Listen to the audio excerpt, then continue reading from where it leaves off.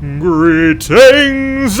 Hello everybody, this is the Doctor. Welcome back to more Star Trek Online. Today I have a very special ship to introduce to you today, fully, and we will take a look at it, and then we will take it through the ringer in all the Borg Elite STFs, and maybe even some other things. I am talking about no less than the Voth Bulwark carrier. I have been wanting this carrier, this Voth ship, for a very long time. And thanks to a player who has given me permission to tell you his name, at MC Rudolph. Thank you so much for this ship. Without this person, I would not be able to show you this ship today. So everybody, tell MC Rudolph a big thank you in the comments. Yes, I've got the Voth Bulwark now, and it is very exciting. I have liked all of the Voth ships that I've used so far, and I've used the Voth Science Palisade, and I've used the cruiser, the Bastion. And this is now the carrier. This completes the Voth set. I now have all three Voth ships, and by doing so you can combine all three consoles on the Voth ship for some unique abilities. So I'm going to first just go over all the specifications about the Voth Bulwark so that you will know what the ship is about and what the specs are. I'm reading this from a document I created on a different screen. Unfortunately, I can't show it to you while I'm reading it, so I don't have anything real pretty for you to look at on the screen. I apologize for that. I'll try to go through this as quickly as possible and hit the major points because we do want to know what this ship is all about. Alright, Voth vessels have exceptional defense abilities, as the Voth take great precautions to ensure the survivability of their ships and crew. Their immense size and sturdy construction allow these vessels to be fearsome components in combat, even when cornered without backup. The Voth Bulwark Dreadnought Cruiser, so it is specifically called a Dreadnought, and they call it a cruiser. I call it a carrier because it has a fleet of ships that you can disperse. It's got a hangar bay. It's only got one hangar bay, but it still has a hangar bay, and when I see that, I'm thinking carrier ship. But they actually call it a Voth Bulwark Dreadnought Cruiser, so that's what they technically call it. I might call it something a little different. It's among the most fearsome of starships, and the Voth's expeditionary force can bring to bear that this incredibly durable vessel is capable of enduring massive amounts of damage and is well suited for nearly any combat situation. Its bridge officer seating arrangement adds to its combat versatility. It also comes equipped with a single hangar bay. The Bulwark Dreadnought Cruiser comes standard with one hangar bay of Voth Heavy Fighters. Voth Heavy Fighters are armed with anti-proton arrays, transphasic chronoton torpedoes, emergency power to shields 1, and emergency power to weapons 1. So you see, because of that inclusion of the hangar, to me, that calls out carrier. I would call it a carrier. It's got a hangar, it's a carrier, and that's the way I'm going to look at it. All right.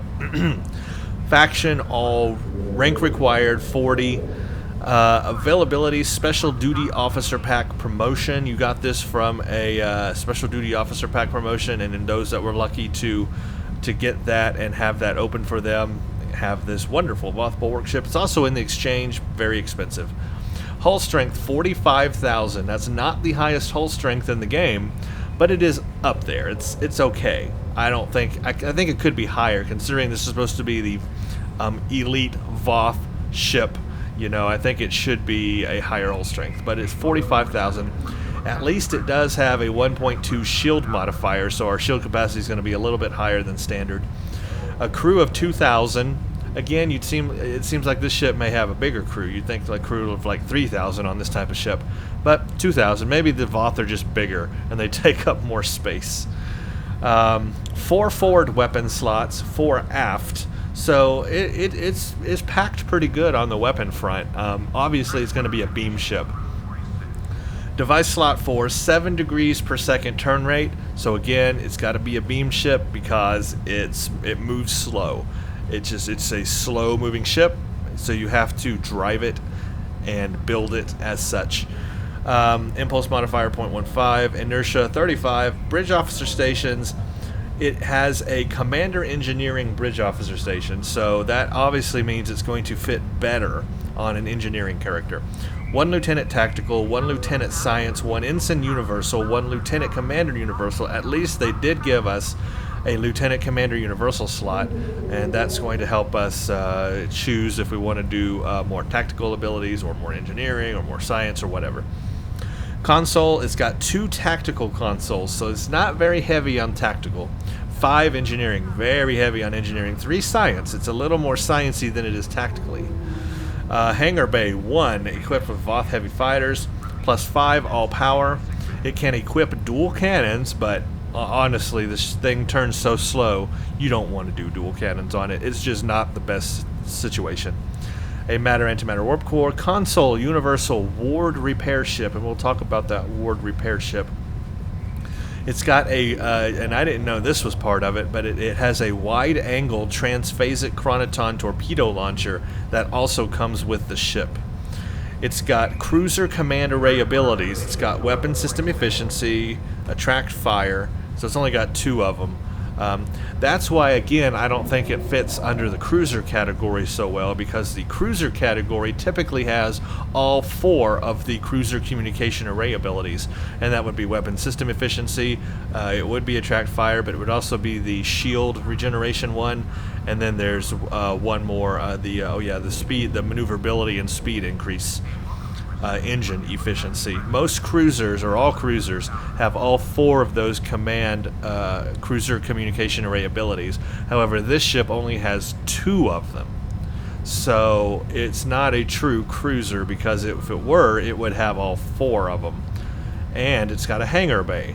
So it's a carrier. It's not a cruiser, despite what the name says. I think they got that a little wrong there. That's just my opinion. Alright, moving on.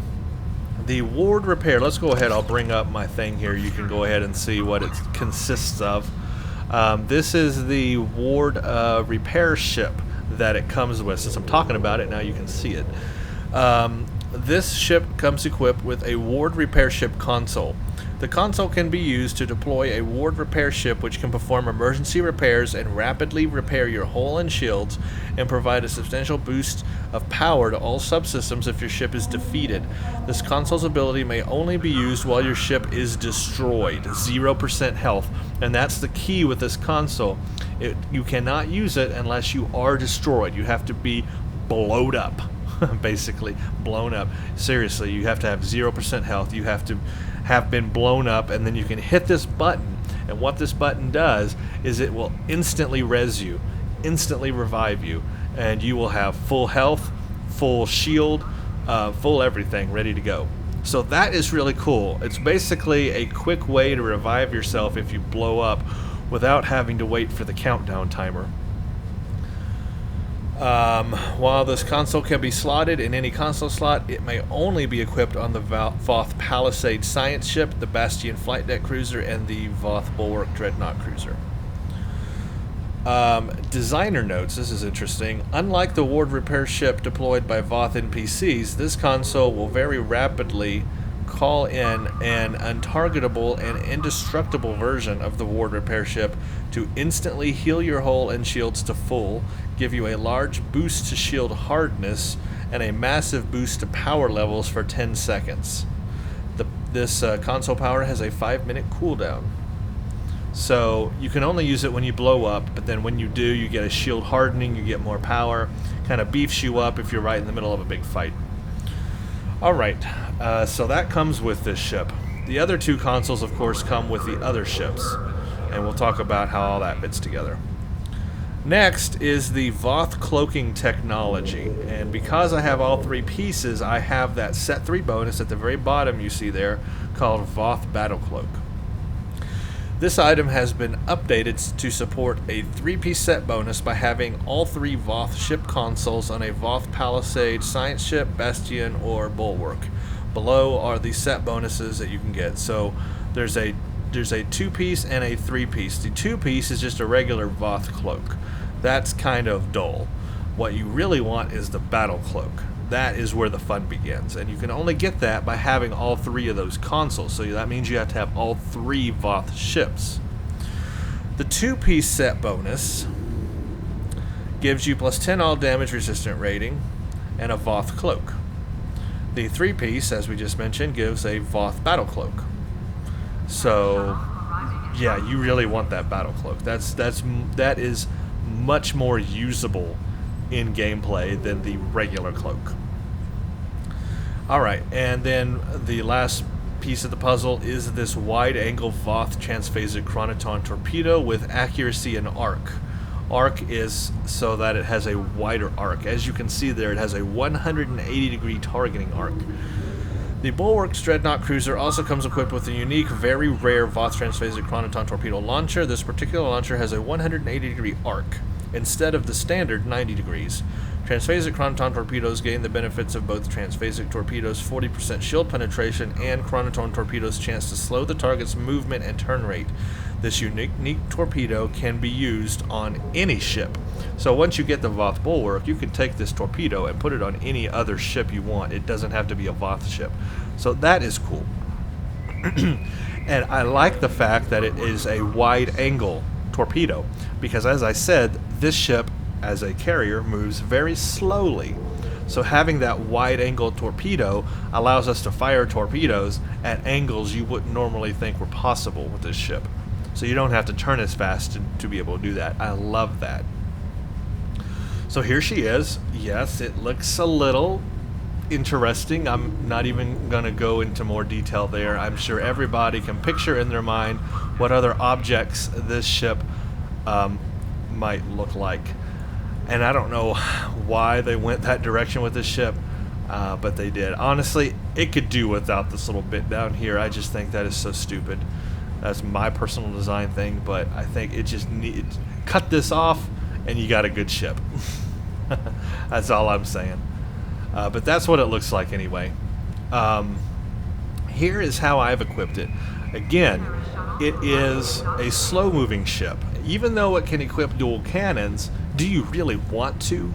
And my answer to that is no, because it moves too slow to actually benefit from them. Plus, they're just dual cannons, and they're not dual heavies, so they don't even do as much damage as dual heavies. So you might as well just go beams on this thing and live with it. So I decided to go anti-protons on this ship. It just made the most sense because Voth do fire anti-proton. The NPCs do, and they do have Voth anti-proton weapons. However, those Voth anti-proton weapons only go to Mark 12, very rare. There are not fleet versions of that. However, on this character that I'm playing this ship on, I have the ability to have fleet weapons because I already had fleet anti-proton weapons, and that's going to be more powerful than the Voth weapons. So I decided to put on a full set of advanced fleet anti-proton beam arrays. These are damage times 3 accuracy. I got these a long time ago. If I were to do it again, I would do more accuracy next time, but I don't have that right now. I have the damage times 3 accuracy ones. But anyway, the point is I got 3 beam arrays. There's regular old single beams up front, 2 in the back, and they are anti-proton fleet level, so they'll be pretty powerful as far as beams go. Of course, I'm going to keep the wide-angle Voth transphasic chronoton torpedo because that's native to the ship, and we want to see the ship in its full thematic Voth, abilities. And also keeping with the anti-proton theme, I have added the omnidirectional anti-proton beam array. Again, this is a 360-degree beam, and it's an anti-proton beam, so it's going to be boosted by my tactical consoles, and that's part again of like those featured episodes that they've had in the past. You can get that as a reward, and then obviously, because I'm using anti-protons, I've got to go with the Obelisk Subspace Rift Warp Core, because part of the bonus on that is the focused anti-proton emitters 2-piece bonus. If you have it and it and the omnidirectional beam, you get a 2-piece bonus, which is 10% plus 10% anti-proton damage. So that was the natural setup for the ship. There's just no other way to go if you want to do anti-protons. As for deflector shield and warp core, I actually have a mix. I'm using the Mako graviton deflector and the Mako impulse engines. However, I'm using the adapted Mako covariant shield. Reason for that is, first of all, the adapted Mako covariant shield has a much higher shield capacity than the regular Mako shield and any other shield in the game. Pretty much this has the highest shield capacity. And this ship is going to be all about tanking, so I need a shield capacity that's extremely high. However, for the deflector and impulse, the adapted ones didn't quite fit the specifications that I was looking for. But if you looked at the Mako ones, they actually do.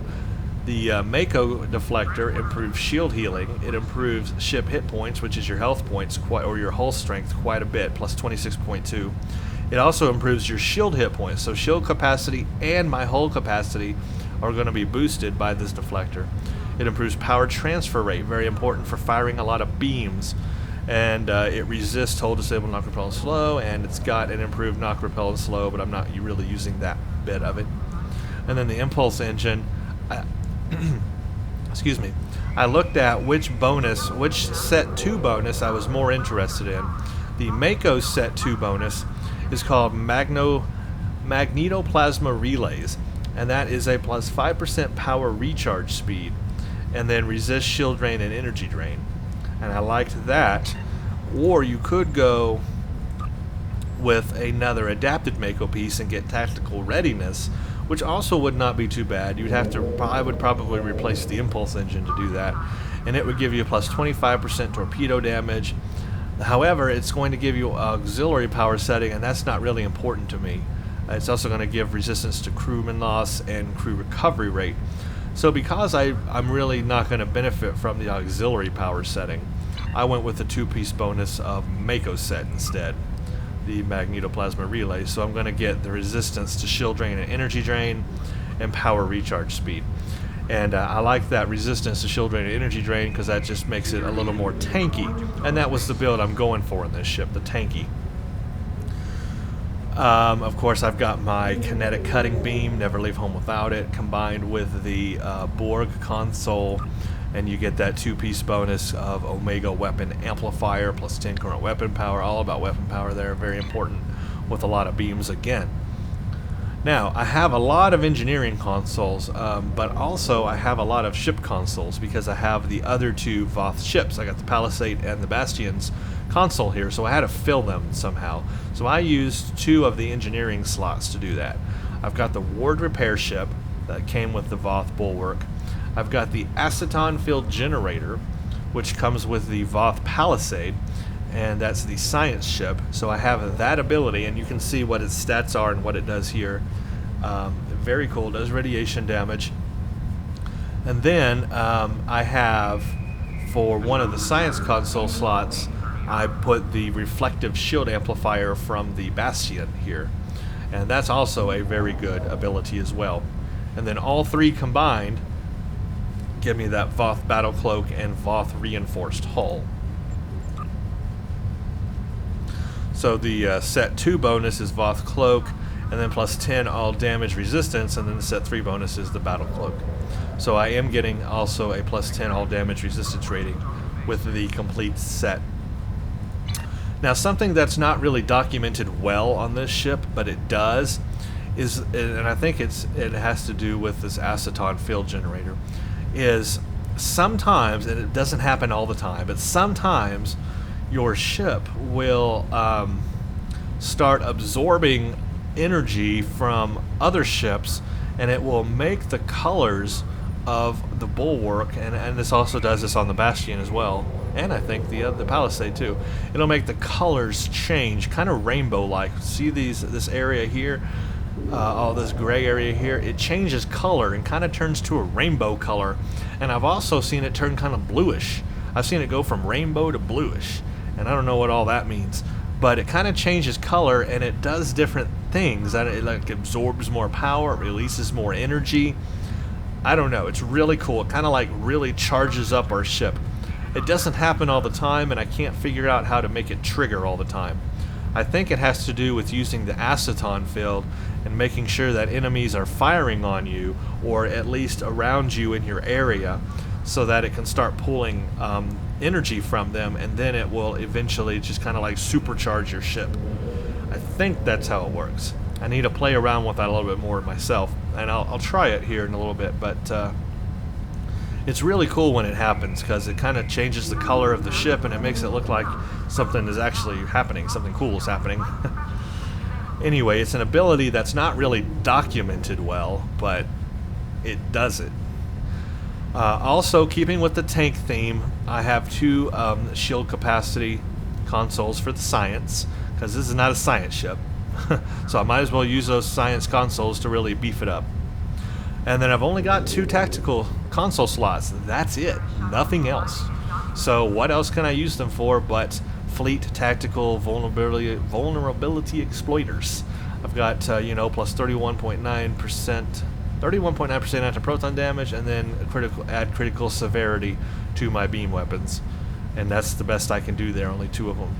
And then here is the, quote, carrier part of this ship. It has a hangar bay. Now it comes with standard Voth fighters, which I don't even have to show you right now in my inventory, but I went ahead and upgraded these. I upgraded to the fleet version. You can get these from your fleet starbase. Very easy. Well, not easy actually, they're kind of expensive. I think 100,000 fleet marks to get them, so they aren't cheap, but they are the best you can get. So this is the Voth Elite Heavy Fighters, and they've got anti-proton arrays, aft proton arrays. They've got transphasic chronoton torpedoes, beam overload 2, emergency power to shield 3, and emergency power to weapon 3. So these are very, very potent hangars, or hangar ships. Launches 2 elite heavy fighters following the pattern of other Voth starships. These fighter craft are larger and more sturdy than those belonging to other species.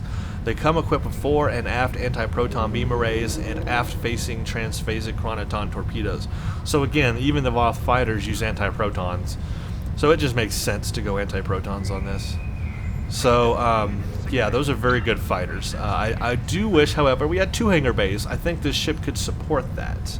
I think it's big enough to support that. That would have been cool. But anyway, it has 1.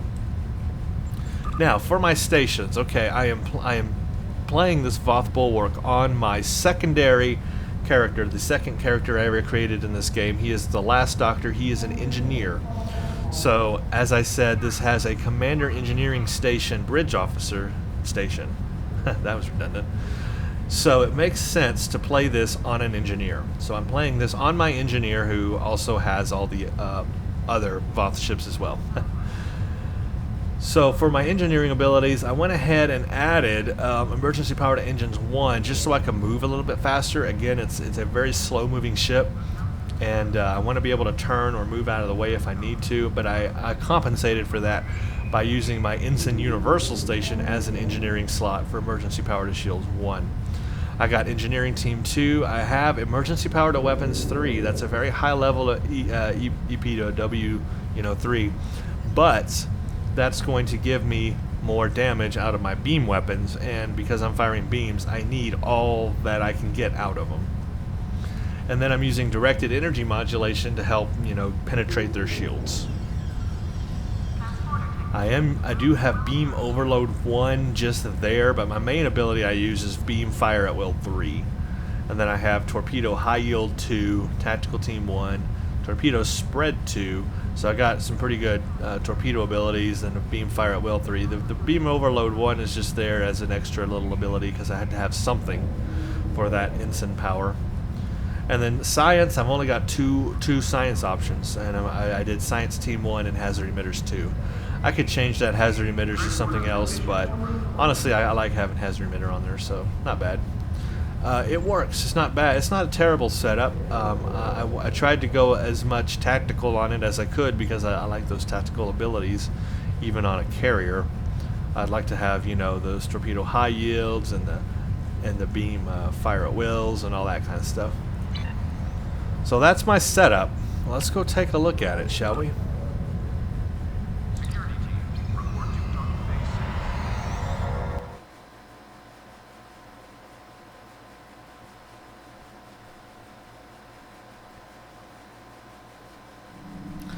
So here she is. As you can see, it dwarfs pretty much all the other ships except for like the Romulan scimitars and stuff like that. Or there's a scimitar. That's the that's, I forgot what it's called, the adapted destroyer or something. But there's the scimitar ships down there. So other than those really big Romulan ships, it dwarfs Federation ships. Very, very big. As you can see, there's an Odyssey right there, and here's the Bulwark. Very large. And as you can see, so slow. This is why that wide-angle transphasic torpedo, or transphasic chronoton torpedo, is very, very useful, because it moves so slow.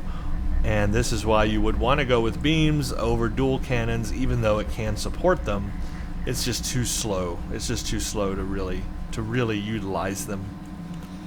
So here's my power levels: 123, 100, 80, 150. I've got a very high shield power level, 50 and then 55. That's on purpose. That is because, again, I've built it as a ship that can tank, because it has to, right? It moves so slow, and the maneuverability is so slow that it sits there like a duck. So you have to build it to be able to take damage, and that is how I built it. Here's an obelisk. Look, even compared to the obelisk, it's very large. So very cool. Here's the fighters. We'll launch them. There they go in front of my ship. I can launch 4 at a time. Well, 2, and then I have to wait for the cooldown, and then I can launch 2 more. But if you're interested in the stats, they've got an 18,608 hull, which is not bad for a fighter. It's pretty high, I guess.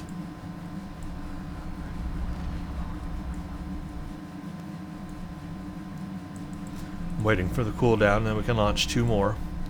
So there's 2 of them right there. And then there's 2 more. So we have 1, 2, 3, 4. And that is the maximum we can have. I personally would like more, but that's all we're going to get. So let's take a close look at the ship. It looks really good. I have the shield on, actually, the shield effects. Let me turn that off. Here's what it looks like without the shield effects on, without the adapted Mako shield effects. This is the this is what the ship looks like natively. It's very it's got a very nice texture to it. I just really do think this bottom part could just cut that off. It just doesn't need to be there. But otherwise, it looks pretty good. And it's got a big old engine on the back. I like that. But we turn on the shield, and it has that patterning over it here, which I kind of think really adds to the visuals. Makes it look better, in my opinion. It also makes it more shiny. But that's it. That's what it looks like. Very big. As for my abilities, here's the battle cloak, which I've been raving about. Absolutely love the battle cloak. So that means that we can go right into battle and then decloak right in front of the enemy, and we get the benefits of plus 75 all damage resistant rating, plus 3 flight speed, 50% defense. Oh, here we go. After decloaking, you get a plus 15% damage bonus for a brief duration. But it also, because it's a battle cloak, it allows us to cloak while we're under red alert, and that's the important part, is that we can, while we're being fired upon, we can still cloak and get out of the way. So very cool that we can do that. Again, only because of the 3-piece bonus from the other 2 Voth ships. By the way, I'll put a link in the video so you can go see my other 2 Voth ship reviews, the Bastion and the Palisade, because those are also very good Voth ships that I have enjoyed. And this is now the 3rd one, and I really do like the Voth ships. I have to say they're some of my favorite ships, actually. Here's the aceton mode. It kind of just makes it light up a little blue, and as you take damage from the enemy, they have to be firing on you. You have to be around them, they have to fire on you, and then it will start draining energy from them. Here's the reflective immunity matrix. Very cool. Yeah, that disappearing graphic thing's Ship happening. is under attack. I don't know what causes that, but sometimes the graphics will disappear like that. You see? Crazy. So sometimes if you don't see the graphic, that doesn't mean it's not there. It just means it's glitching out on me. So those are really the only unique abilities of the ship. Everything else is just, you know, all about my bridge officer powers. And my warp core I chose, which shield capacitor that comes with the obelisk rift warp core. Everything else is pretty much bridge officer powers. Yeah. Oh yeah, the command. You got the command abilities. I forgot. There's only two of them. You got weapon system efficiency, or attract fire. I barely even use those, but they're there. So that's it, man. That is the Voth Bulwark, and I like it. Oh yeah, let's look at our stats. Oh yeah, then we'll go look at the bridge. We got several things to do still. All right, crew complement 2,000, 50% minute crew recovery rate. My power transfer rate is near 200%. My hull is at 68,151, so almost 70,000 hull. Now, how am I accomplishing that, you may ask, if the base hull is 45,000? Well, I'm doing several things to buff that, obviously. I have the deflector, which is buffing our ship hit points, which is your hull strength. I also have reputation powers that I have chosen somewhere. Reputation traits. Like this one is auxiliary power configuration. This is for damage. One of these is hull strength. Yes, here we go. Plus 75% hull. So that improves our hull strength right there. I might have some other things that are doing that as well. I got things that are improving power levels, I know. But basically, you put everything together, and that's what you get. Or that's what I got. So that's pretty darn high. I'm not complaining. That's nice. I'd like to see an even 70,000, but hey, not too bad. Almost 20,000 on shields. Again, I'd like to see a little bit higher. I could go higher. I could have a higher shield capacity if I replaced one of these other consoles with these, or use all 3 science console positions for the shield capacity. Yeah, that would definitely beef up my shield capacity as much as possible. But I'm okay at 19,000, not terrible. My resistance is really high, 42% on my resistance ratings. That's not bad. Remember that I'm getting a plus 10 all damage resistance from 2 pieces of the Voth stuff already. So that's adding on to that. Normally it would be 32%. So that's really helping right there, give me more resistance to things. I have a 75% crit severity. It's not very high. Bonus accuracy is not very high. Critical chance is pretty low, actually. I could replace one of these to get a better critical chance, but yeah. My movement rate, 9.4 degrees per second. So remember the default is 7. So that is being buffed a little bit, but still not much. I mean, turning is still a nightmare. What else? What else? Let's go visit the bridge. Oh, before we do that, let's look at the stats of my weapons. People like to know what that is. Not the highest. Again, they're beams, but I guess they're as high as I can get them. 894 DPS, but 1117 anti-proton damage. That's on the single beams. The kinetic cutting beam, it's got a higher DPS. Look at that, 1052. So my kinetic cutting beams actually got more DPS than my regular anti-proton fleet level anti-proton beams at 894. Wow. The omnidirectional is 861. So it's almost right up there with my fleet level anti-protons. There's the chronoton torpedo damage. So that's all that. Now watch what happens though when I do emergency powered weapons 3. It goes from 894 to 1038. So that emergency powered weapons 3, very important. 1038 DPS now instead of 894. So that's why I love that emergency powered weapons 3 with beam weapons. That really does improve our damage there, and so that's very important on beams, I think. Let's view the bridge. Where is the bridge? There's the bridge. I loaded this up right before making this video, so hopefully this would load faster, but it's still going to take a long time. For some reason, loading into the bridges in this game takes a very long time to load. Even if you've done it previously, which I did right before recording this video. And it's still taking this long to load in. Any day now. Any day.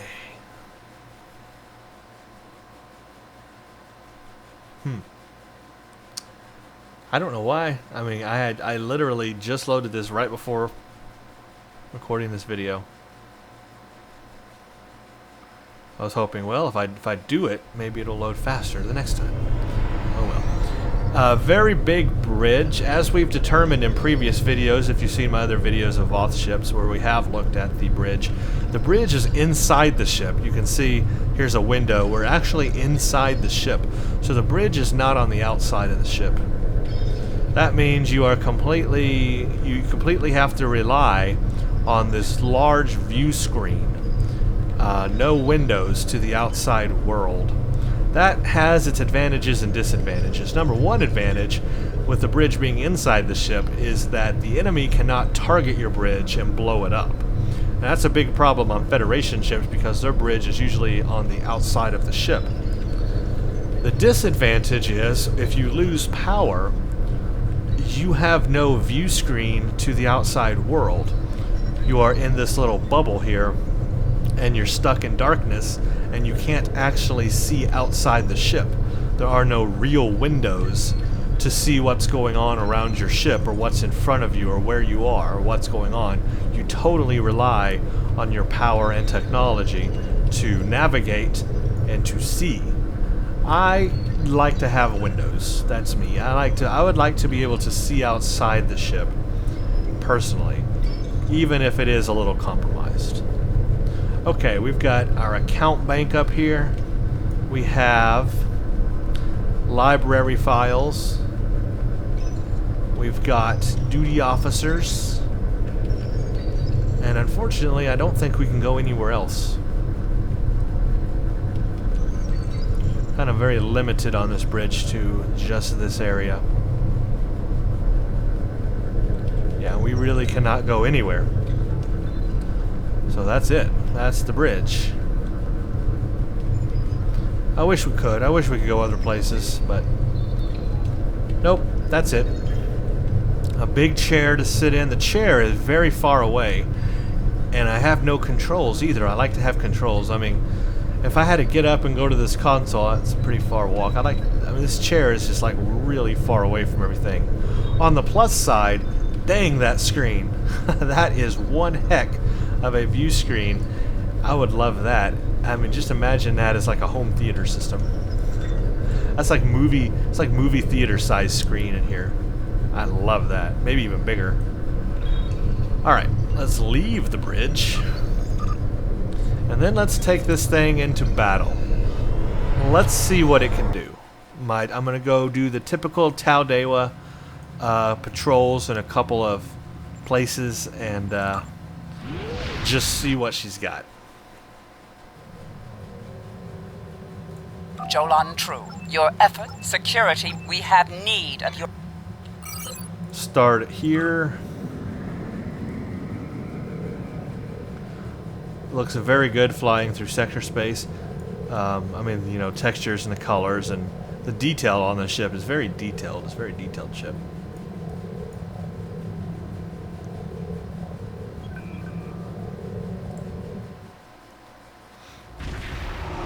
Alright, the first thing I do when I go into battle with this ship is I cloak.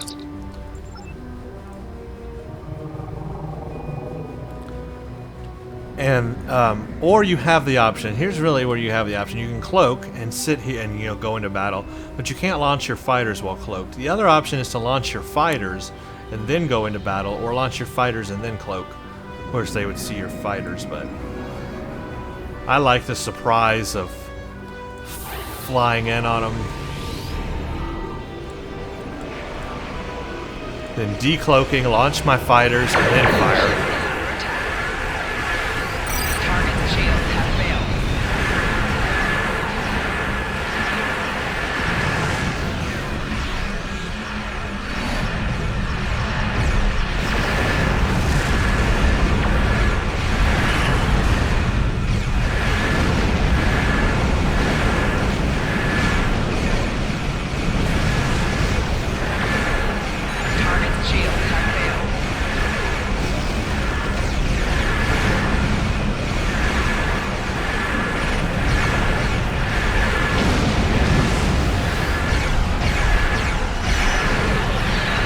here's how wide my torpedo can fire. Look at that. It can fire almost out the side of my ship. I love that. That wide-angle torpedo is nice.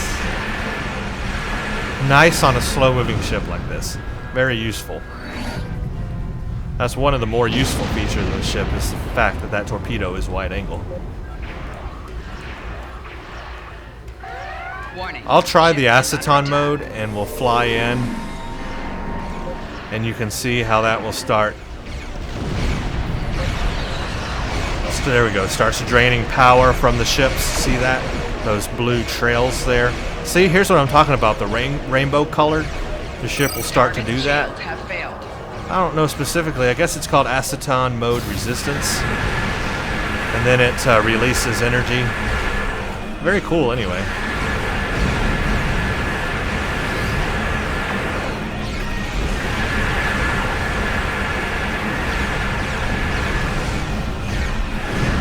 My fighters are out there. You can see them firing, like there's that one firing. Target shields have failed.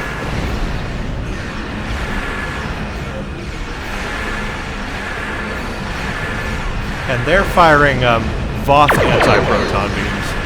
You can tell by their more orange color that they are the Voth type.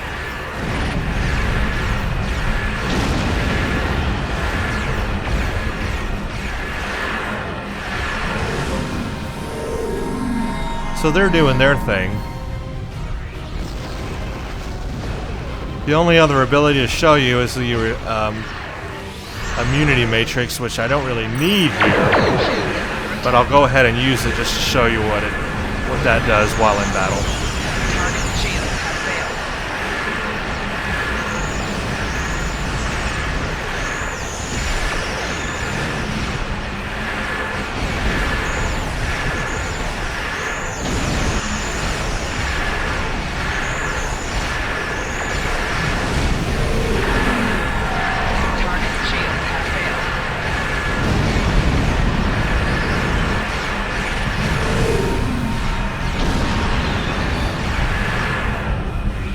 Nice and simple.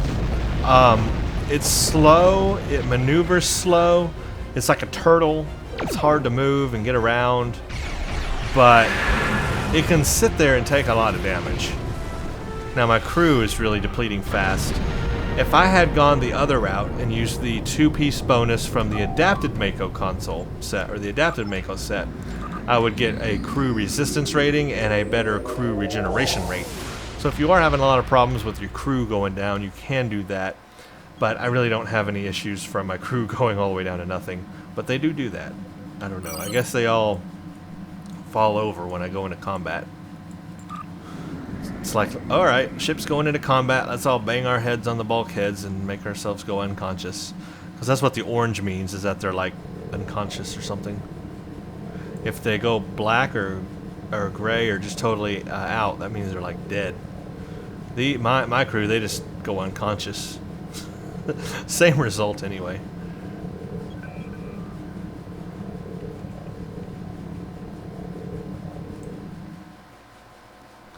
I want to try to use the aceton mode again, because that's really interesting how it works. You kind of need to be in the right area though, because when it releases its energy it does do damage, but you got to be close to the enemy. You can't be far away. You have to be within a certain radius, and then really the closer the better. It's within 5 kilometers. You got to be within 5 kilometers of them. Alright, I'll launch my fighters now, and then I'll cloak.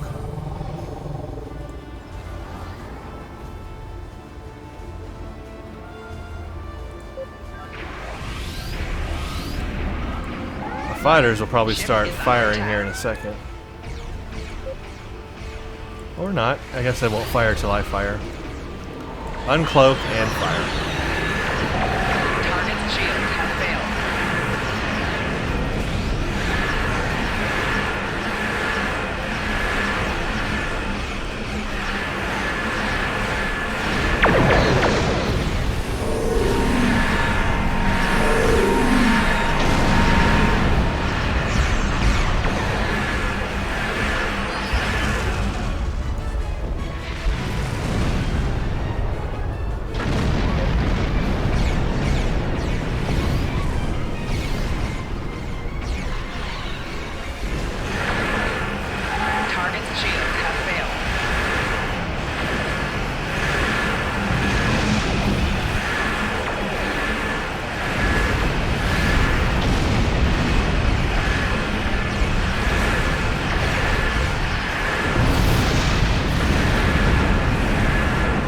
There we go. That's a pretty good use of aceton. Target shields have failed.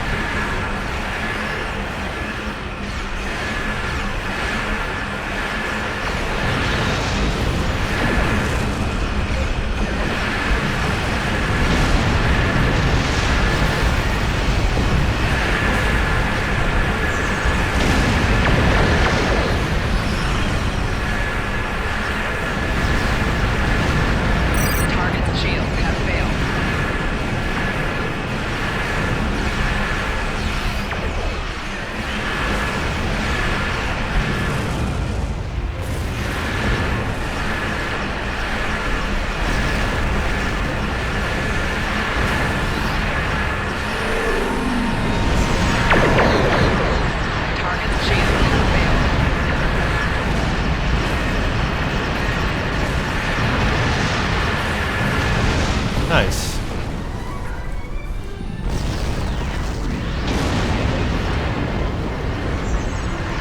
I have a lot of heals being an engineering officer, and that certainly helps. Target shields have failed.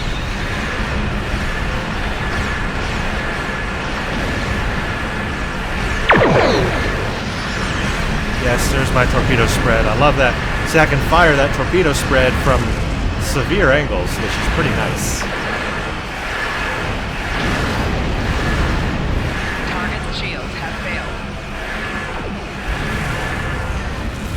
And that's that. I was never really worried or concerned about dying. I did have to heal. I mean, you're still going to have to heal your ship, even though you have a near 70,000 hull. You're still going to have to heal the ship. You're still going to have to, you know, do all those things to it. And as an engineer, you have a lot of healing abilities. Of course, I've only got 2 science healing abilities, but I have engineering team. I've got my emergency power to shields. Of course, I've got my rotate shield frequency. I can increase my power levels as well. Tactical team. And then this immunity matrix I can always use when I need to, but of course I never really needed to on these 2 battles. These were really easy.